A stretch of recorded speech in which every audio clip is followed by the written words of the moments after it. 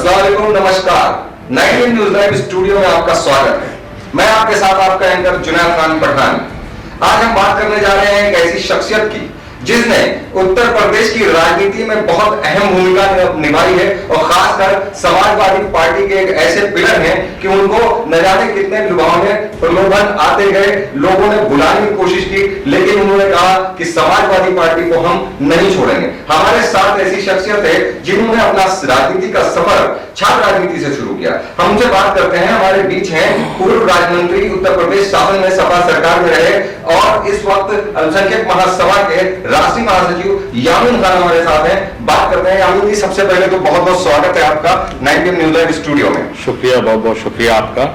यामीन भाई, जिस तरीके से अभी चुनाव आ गया है, 2022 का बड़ा चुनाव है विधानसभा का, प्रदेश की इसी सरकार से, यानी प्रदेश की जो जीत होती है उसे केंद्र में सरकारें बनाई जाती हैं। क्या लगता है आपका राजनीतिक सफर कैसे शुरू हुआ और किस तरीके से आप समाजवादी पार्टी को ज्वाइन करके आगे मेन स्ट्रीम में आए?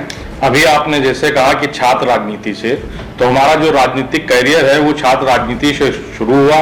मैंने 97 में इंटर किया और 98 में जब मैं शिया कॉलेज में बीएससी फर्स्ट ईयर में एडमिशन लिया, तो हमारे साथ के जो भी ग्रुप के लोग थे तो उन्होंने कहा कि अपने ग्रुप से, क्योंकि हम लोग का ग्रुप लंबा था तो उन्होंने, बड़ा ग्रुप था तो कहा एक ग्रुप से एक आदमी चुनाव लड़ेगा कोई भी, तो हमें उसमें सेलेक्ट किया गया कि आप चुनाव लड़ेंगे। छोटा, क्योंकि फर्स्ट ईयर में थे तो बड़ा चुनाव लड़ नहीं सकते थे, तो छोटा ही चुनाव लड़ सकते थे, तो जूनियर लाइब्रेरियन का चुनाव तय हुआ और वो 98 में मैं लड़ा और रिकॉर्ड तोड़ मतों से जीत हासिल की। उसके बाद माननीय नेताजी, उस टाइम डिफेंस मिनिस्टर थे, नेताजी माननीय मुलायम सिंह यादव जी से शपथ का समय लिया गया और हम लोगों ने उन्हीं से शपथ ली और उसी दिन से उनकी नीतियों से प्रभावित होकर हम लोगों ने सारे जितने भी हमारी कार्यकारिणी थी सबने समाजवादी पार्टी ज्वाइन की। उसके बाद 2002 में हम माननीय राष्ट्रीय अध्यक्ष श्री अखिलेश यादव जी से जुड़े, उनसे प्रभावित होकर हम लोग लगातार उनके साथ उनके कन्नौज के चुनाव से लगे। फिर 2003 में मैं शिया कॉलेज का अध्यक्ष रहा, जिसमें माननीय अखिलेश यादव जी को शपथ ग्रहण समारोह में बुलाया और उसके बाद से और नजदीकियां हमारी बढ़ती गई। 2004 में छात्र महासंघ का लखनऊ के जितने भी डिग्री कॉलेज होते हैं उनके अध्यक्षों का एक अध्यक्ष चुना जाता है। 2004 में मैं छात्र महासंघ का अध्यक्ष रहा।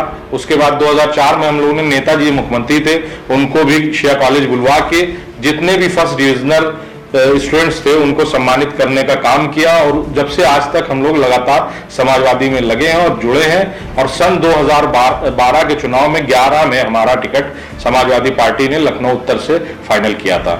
आपने बताया कि आपका टिकट फाइनल किया गया था, लेकिन टिकट पे वापस टिकट लेके किसी और को, यानी अभिषेक मिश्रा को टिकट दिया गया था और उसके बाद चुनाव उसमें आपने लड़ाया। कहीं क्या दिल में कोई कसक है कि इतने 23 साल हो गए हैं लगभग आपके, 22-23 साल सपा में, और मेन स्ट्रीम में आने के लिए मतलब विधायकी जीतने या लड़ने के लिए आपको कई बार आपने टिकट की डिमांड की, एक बार किया भी गया लेकिन बाद में काट दिया गया। क्या कहेंगे इस बात पे? देखिए, अभी आपने कहा छात्र राजनीति से सफर स्टार्ट करके और इस तरह से मैं मेन लाइन में आया 12 में, माननीय जी ने हमें टिकट दिया, माननीय श्री अखिलेश यादव जी ने। हम लोगों के लिए टिकट ज्यादा वैल्यू नहीं रखता है, हमारे लिए हमारे नेता माननीय अखिलेश यादव जी ज्यादा जरूरी है और हम हर वक्त हम लोग कोई भी काम करते हैं तो हर वक्त हमारी नजर के सामने उनका चेहरा रहता है। हमारे लिए उनका मुख्यमंत्री बनना जरूरी है, ना हमारा मंत्री बनना, ना विधायक बनना जरूरी है। वो मुख्यमंत्री बन जाएंगे तो हम लोग सब समझ लिए बन गए।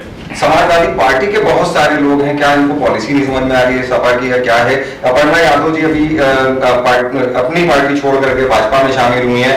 आज मुलायम सिंह यादव जी के जो सारू है उन्होंने भी पार्टी भाजपा को ज्वाइन किया है, भाजपा से भी बहुत लोग पढ़ के आए हैं। क्या चल रहा है, इस पे क्या कहेंगे आप? देखिए, जनता देख रही है, जनता पूरी तरह मन बना चुकी है और किसी एक के जाने न जाने से समाजवादी पार्टी पे कोई फर्क नहीं पड़ता है। आप देख रहे हैं लगातार 2-3 सालों से आप देख रहे हैं लोग आते ही चले जा रहे हैं, समाजवादी पार्टी में आते ही चले जा रहे हैं। और अगर 1-2 लोग जो शुरू से ही फेवर में ना रहे हो, कभी किसी फेवर की बात करते हो बीजेपी से, आपने देखा जब से योगी आदित्यनाथ जी आए तब से वो उनके संपर्क में थी और अगर चली गई तो उनके एक के जाने से कोई फर्क नहीं पड़ता है। और उसके बाद आप देखिए अभी हाल में कितनी ज्वाइनिंग होती चली जा रही है, लेकिन हमने ये देखा मीडिया ने आज तक उस पर सवाल नहीं उठाया कि इतनी ज्वाइनिंग हम लोग कर चुके हैं और एक ज्वाइनिंग पे हम देख रहे हैं हल्ला मचता चला जा रहा है। क्या कहेंगे कि भाजपा जिस तरीके से पिछली बार शासन करके आई है, कई सालों से ये लोग अभी मुख्यमंत्री रहे हैं, प्रदेश में सरकार रही है, समाजवादी पार्टी दोबारा तैयार हो रही है और अपना वजूद ढूंढ रही है, वापस आने की कोशिश कर रही है। नहीं, क्या कहेंगे? समाजवादी पार्टी अपना वजूद नहीं ढूंढ रही, वजूद तो ये लोग अपने बचाने में लगे हुए हैं कि समाजवादी पार्टी के द्वारा पिछले जितने भी काम, चाहे नेताजी की सरकार हो, नेताजी का ये नारा था, रोटी कपड़ा सस्ती हो, दवा पढ़ाई मुफ्ती हो। क्योंकि नेताजी जानते थे इंसान की 4 चीजें बहुत अहम जरूरी हैं इंसान को अपना गुजर बसर करने के लिए, रोटी कपड़ा दवा पढ़ाई।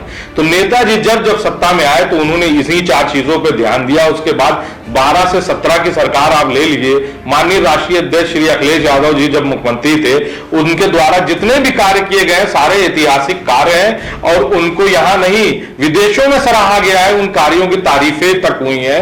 और आप देख रहे हैं आज भी जो बीजेपी सरकार है वो उन्हीं के फीते, उन्हीं के द्वारा जो किए गए कार्य उन्हीं के फीते काट रही है।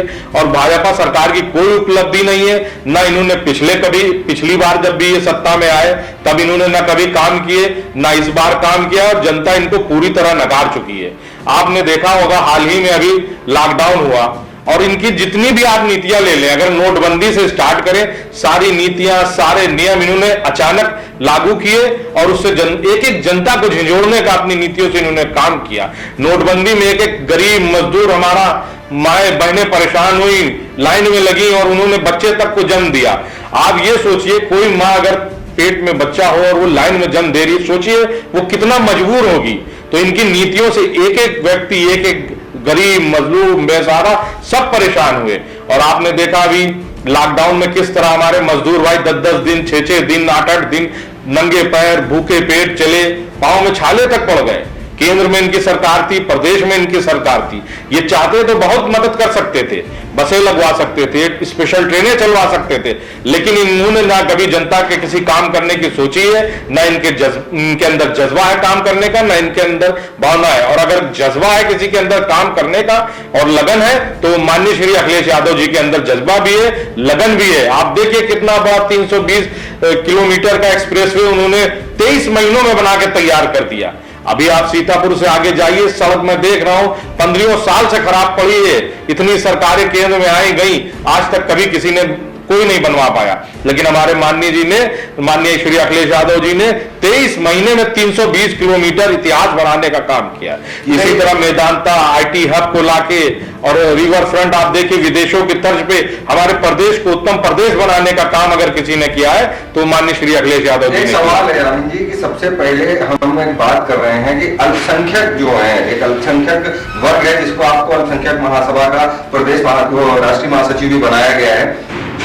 एक बड़ी जिम्मेदारी आपको दी गई है कि आप अल्पसंख्यकों को बटोरें। अब अल्पसंख्यक में बहुसंख्यक मुसलमान हैं, क्या होने वाला है मुसलमानों के? जैसे कि आपने पिछली पार्टी में देखा किस तरीके से चीजें हुई हैं, सब जानते हैं, कुछ छुपा नहीं किसी से। अब मुसलमान कहीं ना कहीं भटक रहा है कि किसके पास जाएं जहां मेरा काम बने। क्या होगा? समाजवादी पार्टी वापस ऐसा काम मुसलमानों के लिए करने वाली है जो मुसलमान उम्मीद लगाए हैं। मैं पहले प्रदेश महासचिव रहा और इस बार माननीय राष्ट्रीय अध्यक्ष जी ने हमें राष्ट्रीय महासचिव समाजवादी अल्पसंख्यक सभा का बनाया। मुसलमानों ने हमेशा समाजवादी को वोट दिया है, समाजवादी को सपोर्ट किया है। इस बार भी पूरी तरह अल्पसंख्यक हैं, मुसलमान, दलित भाई, पिछड़े भाई और सिख समुदाय जितने भी हमारे भाई हैं और गरीब मजदूर किसान नौजवान सब समाजवादी पार्टी को वोट देने का और सत्ता में लाने का मन बना चुकी है और इनको उखाड़ फेंकने का मन बना चुकी है। अभी जैसे आपने कहा क्या हुआ, समाजवादी पार्टी जब सरकार में आती है तो वो ना किसी के साथ भेदभाव करती है, जिसकी जितनी हिस्सेदारी उतनी उसकी भागीदारी के हिसाब से काम करती है और सबको बराबर सम्मान, सबका बराबर काम समाजवादी पार्टी हमेशा करती है। चाहे अल्पसंख्यकों के चाहे जितने भी मुद्दे हों, आप देखिए हमेशा समाजवादी सरकार ने उनको हल करने का काम किया है, उनको सहूलियत देने का काम किया है और आगे भी करती आएगी। अगर समाजवादी पार्टी की सरकार बन जाती है प्रदेश में, आपको क्या लगता है कि आपको एक बड़ी जिम्मेदारी दी गई है, क्या उम्मीदें हैं, आपको क्या मिलने वाला है सरकार बनने के बाद? देखिए, हमने अभी पहले आपसे कहा था, मेरा ये मानना है कि माननीय राष्ट्रीय अध्यक्ष जी श्री अखिलेश यादव जी हमारे मुख्यमंत्री बने। मेरा ये एम है, मेरा ये उद्देश्य है और मेरी यही सोच है, जब वो मुख्यमंत्री बन जाएंगे तो हम लोग अपने आप सब एडजस्ट हो जाएंगे। और मैं कुछ भी नहीं चाहता हूं, मैं सिर्फ उनका चेहरा देखता हूं और बस उन्हीं के लिए काम करता हूं। हमें कैंडिडेट टिकट मिले ना मिले, कोई कैंडिडेट आए ना आए, उससे हमें कोई लेना देना नहीं। मैं माननीय राष्ट्रीय अध्यक्ष जी का चेहरा देख के, साइकिल निशान देख के काम करता हूं और जिंदगी भर करता रहूंगा। एक और आखिरी सवाल है आपसे कि जिस तरीके से आपने समाजवादी पार्टी के लिए काफी संघर्ष किया है, बहुत लाठियां गाई हैं, बहुत खून बहा है आपका, क्या आपको लगता है उस हिसाब से आपको उसका रिजल्ट मिला है सपा में? देखिए, माननीय राष्ट्रीय अध्यक्ष जी ने हमें आगे बढ़ाने का काम किया। 2011 में हमें टिकट दिया, ये बात सही है, टिकट कट गया, लेकिन बढ़ाया तो उन्होंने ही मुझे आगे। उसके बाद उन्होंने मुझे दर्जा प्राप्त मंत्री बनाया और आगे भी वो अपने हिसाब से हमें आगे ही बढ़ाने का काम करेंगे। मुझे उनके ऊपर पूरा विश्वास है।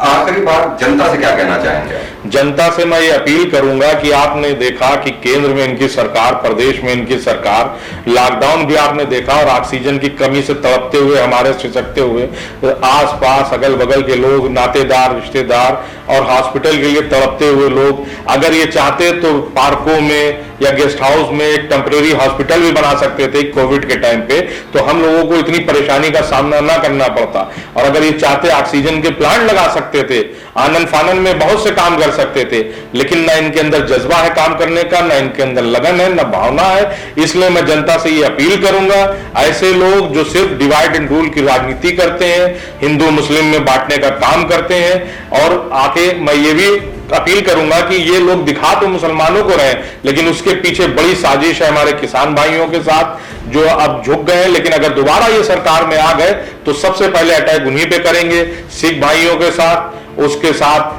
दलित भाई और पिछड़े हमारे जितने भी लोग हैं, सबको, चाहे रिजर्वेशन से लेके कई चीजों में नुकसान अगर बड़ा पहुंचने वाला है तो उन भाइयों को हमारे पहुंचने वाला है। इसलिए मैं आपसे ये गुजारिश करूंगा कि ऐसे लोग जो इंसानियत के दुश्मन है, इनको इस सत्ता से उखाड़ फेंकने का काम करें। बहुत बहुत शुक्रिया, बहुत बहुत धन्यवाद आपका। तो ये जो हमारे साथ यामीन खान, सपा के एक वरिष्ठ नेता है, 23 सालों से लगभग उनका सफर समाजवादी पार्टी में रहा है और इन्हें उम्मीद है कि समाजवादी पार्टी सरकार बनाएगी और इनको आगे बहुत फायदा होने वाला है। कैमरा पर्सन चंदन के साथ स्टूडियो से मैं Junaid Khan Pathan, 19 news live, Lucknow. 9 PM news, हम दिखाएंगे झूठ को सच का आईना। सच के लिए देखते रहिए 9 PM न्यूज।